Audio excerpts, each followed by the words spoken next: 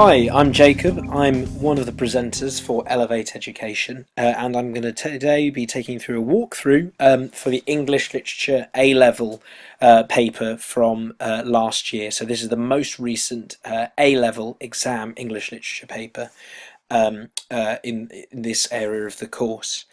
I did GCSE English and A-level English, and I took English onto university as well. So it's been a couple of years since I've done my English literature exams, but they are still very fresh in my memory, and I will be taking you through how I go about answering these questions. So let's make a start. With section A, the unprepared poetry or prose section, you'll always be given two questions here at the start, one on poetry and one on prose. Now, obviously, this is going to sound quite patronising, but I just want to be absolutely clear. You only need to answer one of the questions from this section. So that's what we'll be doing precisely. I'm also going to be going through all of the questions that I'm going to be talking to you about today in accordance with the marking criteria and also the examiner's report on each of these questions and on this paper. So we're going to be really following this one right to the letter. Obviously, every single exam is different, and you'll always have different extracts here for question 1 and question 2, but this is more about how I go about answering these questions, and perhaps you can take even just a couple of my tips and a couple of techniques, and they'll always be alongside the examining criteria and the examiner's report as well. So we're going to just focus quickly on question 1 here, which is the poetry question. The only reason for this really is because the poetry question is always the more commonly answered one, and it's the one that it's more easy to get into as well. I always approach the poetry question as well. So question 1, read text A on page 2 of the source booklet, which we'll have a look at in a second. It's a poem by Dora Greenwell from 1867. And then it's going to be asking you to comment on and analyse how the writer's choice of structure, form and language shape meaning. And also really pay attention to these sections of the question here, AO1 and AO2. These are the assessment objectives. And we can really quickly just dive into the examiner's report and have a look at what they mean by these assessment objectives. So they're here somewhere, sorry. Yep, here we are.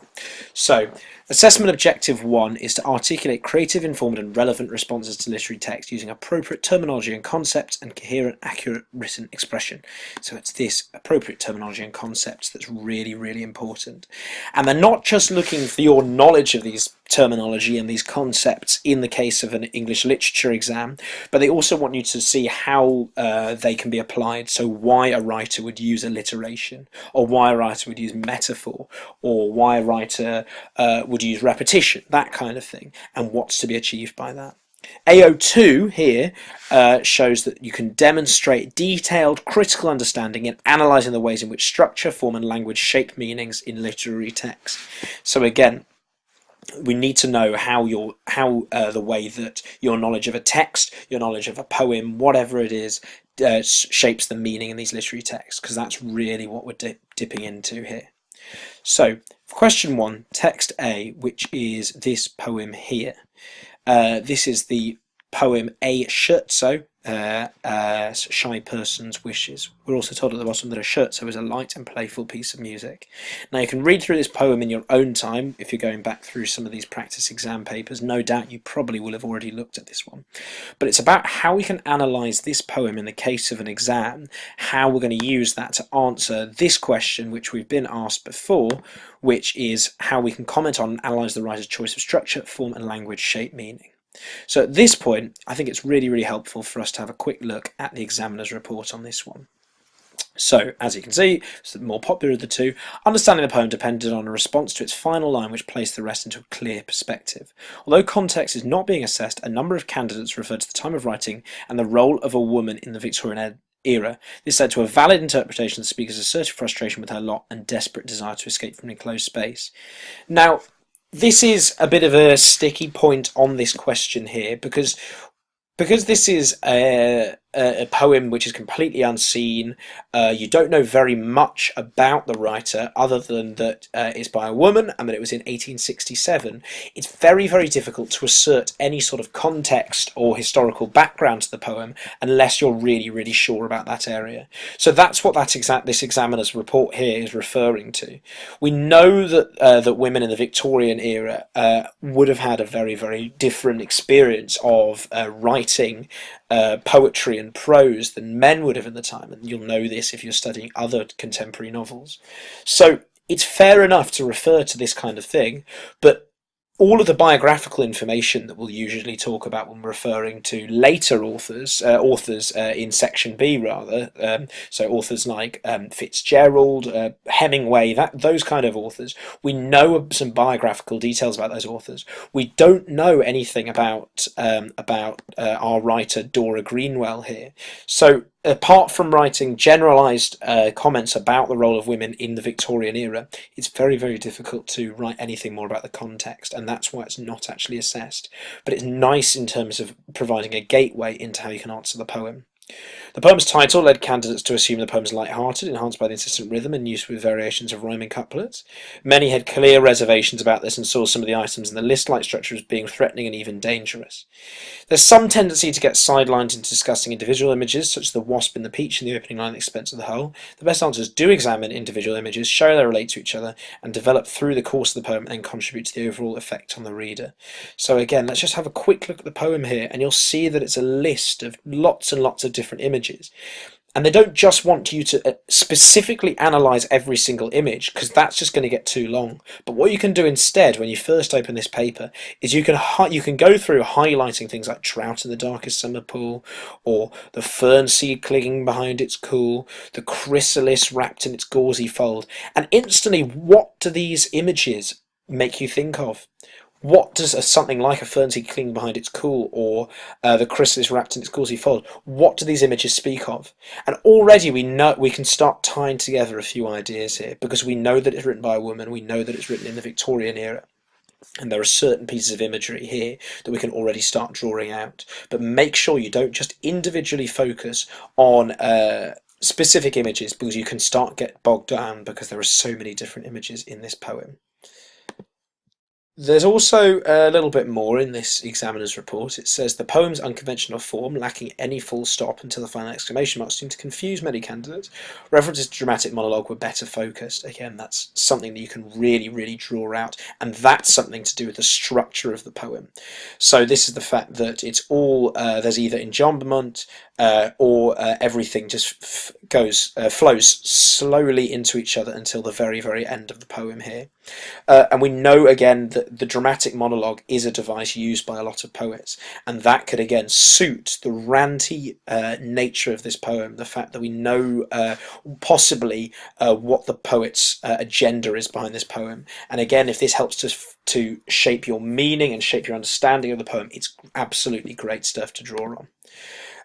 A number of candidates did point out the poem is divided by the shorter line 11 and the consistent nature imagery changed in kind and tone in the latter part of the poem. Rhyme was often perceived to suggest a lack of seriousness. The use of couplets with some variations was on the whole not analysed in any depth. This is something very, very key as well you need to remember at this point, and this applies to whatever poem you're writing about, or if you're writing about prose. It's not good enough to just say that the writer used couplets, or that there were variations in the couplets. You need to analyse why they vary these things, or why they use couplets. Think about historical use of couplets. Think about other poets that have used couplets. You don't need to refer to those poets, but think about why they've used couplets, and then think about how maybe Dora Greenwell uses those couplets as well.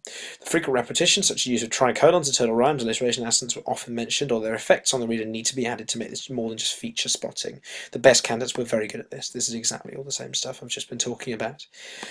And then if you're really, really aiming these very, very top marks, you can look at this final paragraph. Predominating assistant anapest meter did get a small number of mentions, as did the tetrameter lines.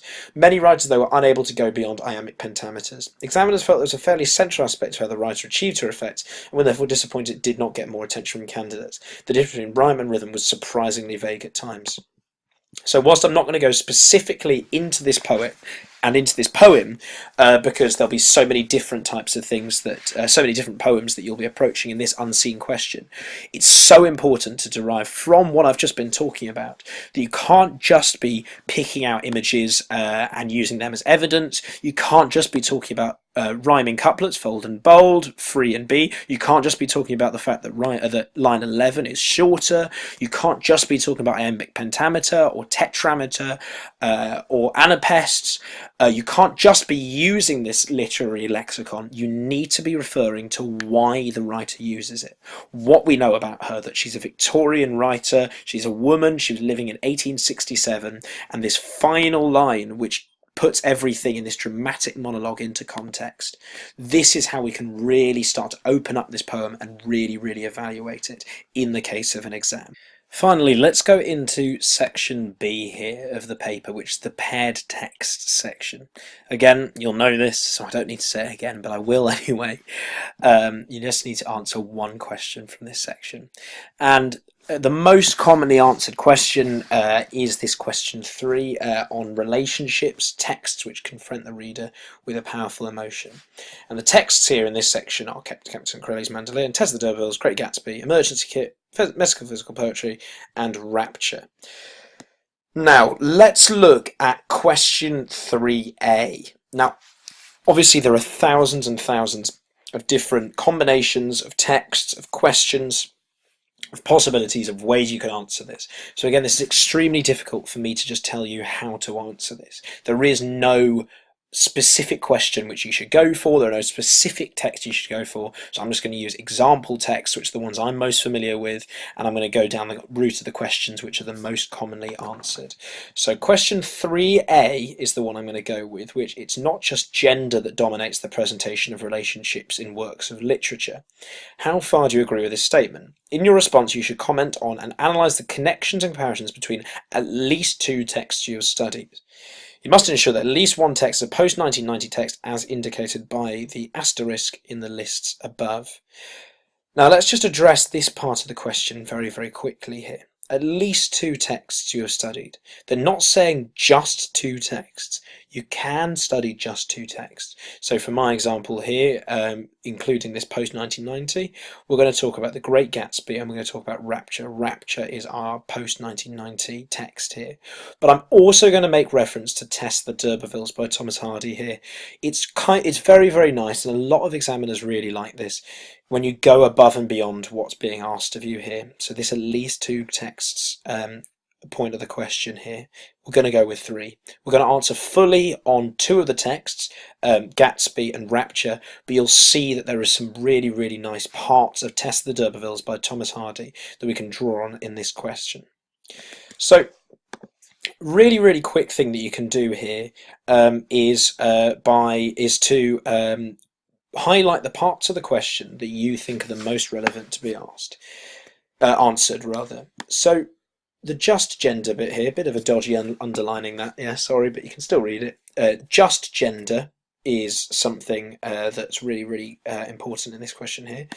The dominates is a really crucial word here as well, and presentation of relationships here as well. Again, it's pretty dodgy underlining, but you can still see the point I'm going for here. Now the point is here is that you can really use that highlighting in the exam to your advantage, because you can use it to break down the question so the question doesn't seem completely unmanageable. So if you're picking here a part of the question, so we've got the not just gender part here. I don't know where my underlining tool has gone, but it's there. You can remember the bits I underlined. But the not just gender, that dominates and presentation of relationships are the parts that we were going with. And if we're using those to apply to the text Great Gatsby, Thomas Hardy's Tess of the D'Urbervilles, and Rapture, the poetry anthology by Carol Ann Duffy, immediately start to think about what parts of those texts these parts of the question begin to throw up. Not just gender that dominates the presentation of relationships in works of literature. So what is it about Gatsby? What is it about Tess of the D'Urbervilles? And what is it about Rapture that those really start stimulating an argument on. So let's go into the examiner's report on this one here, because this can really hopefully shed a bit of light on it. Relationship section, by far the most popular option. Many candidates focusing on Great Gatsby, Rapture and Tess. So this is what we're going on now. Examiners regret candidates tend to use just a few poems from Rapture to support points made about the novels rather than seeing the collection as a whole, since it does, after all, tell its own story. Again, if you're talking about Rapture, that's a really nice point to think about. The majority of candidates chose to write about gender, and there were many interesting arguments which both accepted the terms of the question as well as those that challenged it. Many saw gender as an important but not necessarily overriding issue. Character sexuality came under scrutiny. Nick, the narrator of Gatsby, and the participant in Rapture, as well as, of course, Duffy's own sexuality, were cases in point. Patriarchal and misogynistic nature of 1920s America was a fruitful line of inquiry to justify Tom's violence towards Myrtle and his largely imperative style of talking. So this is how we can relate this to this question. Let's think about Great Gatsby in relation to gender and gender politics. Obviously, Tom Buchanan is a very key example in this text, because he is someone that represents very much the old school. He's not only got lots of money that he seems to have had for that his family seems to have had for generations and generations, but also a lot of his politics and a lot of his ideas and philosophy relate to a very old school way of looking at things. Tom is very misogynistic. He has some very crude and old-fashioned ideas about race and about race politics as well. And his imagery of Gatsby and the way he talks about Gatsby is constantly that he's full of new money. He distrusts the new world, and he's very much of this kind of male-oriented patriarchal system instead. Similarly, let's look at Tess the D'Urbervilles in that respect as well. And if we look at Alec D'Urberville as an example as well here. Alec again dominates Tess. He really is an example of this overarching male system that Hardy was writing in during Victorian England. He in the Chase, he appears to rape Tess, and a lot of critical commentary from the time, from Hardy's era, almost supports Alec in his actions.